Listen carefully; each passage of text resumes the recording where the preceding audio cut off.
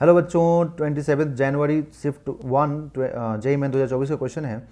To long straight wires carry equal currents in opposite direction as shown in the figure. The separation between the wires is 5 centimetre. The magnitude of magnetic field at point P midway between the wires. तो इनके बीच का जो separation है वो 5 centimetre का है and बीच में जो पॉइंट है ना वहाँ पूछ रहा है बच्चों। तो ये 5 सेंटीमीटर का सेपरेशन हो गया और मिड पॉइंट पे है, दैट इज एक वायर से डिस्टेंस कितना हो जाएगा 2.5 सेंटीमीटर। ठीक है, इसमें करंट इस डायरेक्शन में जा रहा है ना, तो इसको आप वायर 1 मान लीजिए। ठीक, और इसको वायर 2 मान लीजिए। तो वायर 1 की वजह से अगर आप मैग्नेटिक फील्ड निकालेंगे तो देखिए आपको कैसे करना होता है, राइट हैंड पाम रूल से आप निकालिए, है ना। तो राइट हैंड पाम रूल के अकॉर्डिंग जो आपका थंब है ना, थंब को आप करंट के डायरेक्शन में रख दीजिए। ठीक है, एंड जो पॉइंट ऑफ ऑब्जर्वेशन है दैट इज जो पॉइंट पी है, पॉइंट ऑफ ऑब्जर्वेशन है ना, पॉइंट ऑफ ऑब्जर्वेशन की तरफ आप अपने पाम को स्ट्रेच कीजिए, है ना, मतलब और फिंगर्स को रखिए पॉइंट ऑफ ऑब्जर्वेशन की तरफ, सारे फिंगर्स को। तो जो पाम है आपका, है ना, आप जैसे बोला कि वैसे कीजिए। वायर 1 में करंट कहाँ है, ऊपर की तरफ दिखा रहा है ना, है ना। तो करंट को ऊपर की तरफ रखिए, फिंगर्स को पॉइंट पी की तरफ रखिए। तो पाम देखिए आपका अंदर की तरफ जा रहा होगा। तो पॉइंट पी पर जो मैग्नेटिक फील्ड मिलेगा B1 वो इनवर्ड मिलेगा, क्रॉस मिलेगा, मतलब जो B1 आएगा वो क्रॉस आएगा।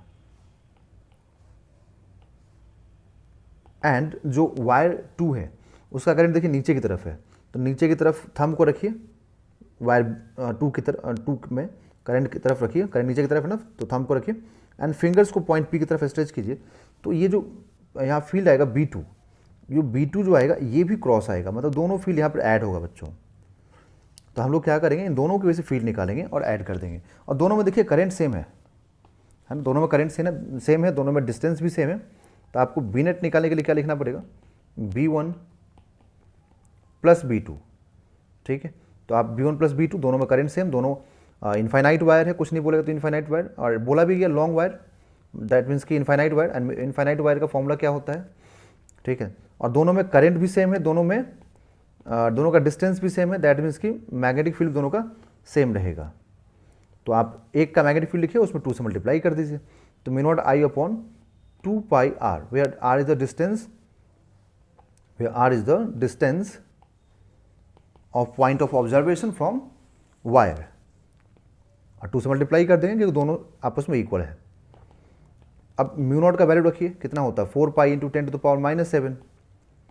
करंट 10 एम्पियर का दिया हुआ है, 2 पाई, डिस्टेंस 2.5, बट ये सेंटीमीटर में है तो आप इसको मीटर में जरूर कन्वर्ट कर लें।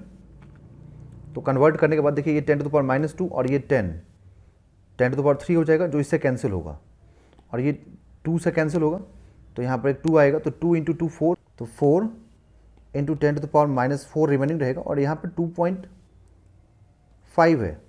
तो अब ये 400 कर दीजिए इसको, आप मतलब 100 से मल्टीप्लाई कर दीजिए और 100 से डिवाइड भी कर दीजिए, तो उससे क्या माइक्रो में कन्वर्ट हो जाएगा, और ये 2.5 हो जाएगा। ठीक है, तो 2.5 हो गया। तो अब इसको थोड़ा और सिंप्लीफाई कर लें, तो यहाँ से डेसिमल हटा के हम ऊपर भेजेंगे तो 4000 हो जाएगा, है ना। तो 4000 डिवाइडेड बाई 25, और ये माइक्रो टेस्ला हो चुका है ना। तो ये 5 से कैंसिल होगा 5, ओके, और ये 800 हो जाएगा, एंड 16 इंटू 5 80 होता है, तो ये 16 मतलब 160, तो 160 माइक्रो टेस्ला बच्चों। ठीक है, तो इसका आंसर हो जाएगा 160 माइक्रो टेस्ला।